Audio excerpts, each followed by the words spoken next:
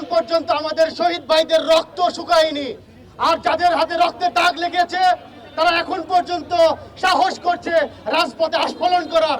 আমরা এনসিপির পক্ষ থেকে স্পষ্ট করে বলতে চাই, এই আওয়ামী লীগের কোন প্রকার আস্ফালন এনসিপি এবং বাংলাদেশের মানুষ বরদাস্ত করবে না। মাফিয়া গোষ্ঠী যারা বাংলাদেশের গণতন্ত্রকে টুটি চেপে ধরে হত্যা করেছে, বাংলাদেশের প্রতিষ্ঠানগুলোকে ধ্বংস করে দিয়েছে, বাংলাদেশের যে রাজনৈতিক জনগোষ্ঠী আছে, তরুণ জনগোষ্ঠী আছে, তাদেরকে ধ্বংস করেছে, বাংলাদেশের যে আলেম ওলামা আছে তাদেরকে নির্বিচারে গুলি করে হত্যা করেছে, তারা বাংলাদেশে আর কোনোদিনও রাজনৈতিক কার্যক্রম পরিচালনা করতে পারবে না। আওয়ামী লীগকে কিভাবে এখন রাজনৈতিক দলগুলো আবার পুনর্বাসনের চিন্তা করে আমাদের মাথায় আসে না। আমরা যারা দ্বিতীয় স্বাধীনতা পেয়েছি, আমরা স্পষ্টভাবে বলে দিতে চাই, আমাদের এই স্বাধীনতায় আমরা কখনো আওয়ামী লীগকে প্রশ্রয় দেব না। সেটা যেই শক্তি নিয়ে আসুক, তারা এক হয়ে আসলে আমরা 5 হয়ে আবার আসবো।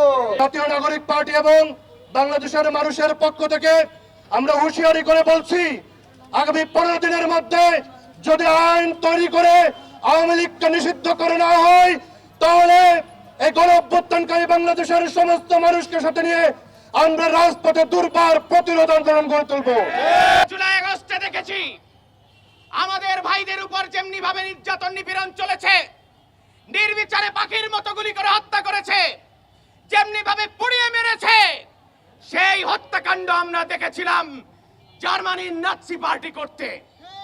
অতএব নাৎসি পার্টি যদি নিষিদ্ধ হতে পারে, বাংলাদেশকে আওয়ামী লীগকেও বিচারিক প্রক্রিয়ার মধ্যে দিয়ে নিষিদ্ধ করতে হবে। আমাদের বড় একটি পলিটিক্যাল পার্টি তারা বিভিন্ন ভাবে ইনিয়ে বিনিয়ে আওয়ামী লীগের পক্ষে নেয়। আওয়ামী লীগকে নিষিদ্ধ করা হোক, তাদের দলের ভারপ্রাপ্ত চেয়ারম্যান মহাসচিব কেউ এই কথা স্পষ্ট বলে না।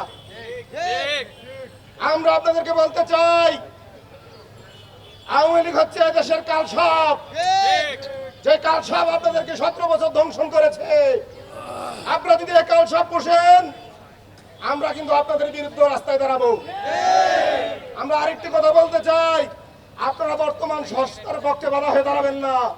আমরা দেখছি আপনারা বিগত পুরাতন যে ফ্যাসিস্ট ব্যবস্থা, এই সংস্কারে বাধা হয়ে দাঁড়াচ্ছেন। আমরা সন্দেহ করছি বিগত 17 বছর আপনারা যে নিপীড়নের শিকার হয়েছেন এই ফ্যাসিস্ট পুরাতন ব্যবস্থায়, আপনারা কি ভবিষ্যতে অন্যান্য পলিটিক্যাল পার্টিগুলোকে, বিরোধী দলকে নিপীড়ন করার জন্য এই ছিদ্র রাখতে চান কিনা? বাংলাদেশের সমস্ত প্রতিষ্ঠানকে ধ্বংস করে দিছে, বাংলাদেশের অর্থনীতিকে তলানিতে নিয়ে গেছে। এ কেমন রাজনৈতিক দল? এই রাজনৈতিক দলকে অবিলম্বে নিষিদ্ধ করতে হবে। আমরা অভ্যুত্থানের ভিতর দিয়ে 2000 শহীদের ভিতর দিয়ে আমরা একটা নতুন দেশের আকাঙ্ক্ষা করেছিলাম। সেই আকাঙ্ক্ষা সংস্কারের ভিতর দিয়ে প্রতিফলিত হবে, কিন্তু ইন্টারিম গভর্নমেন্টের দিকে তাকাইলে দেখা যায় তাদের সংস্কারের দিকে তেমন মনোযোগ নাই।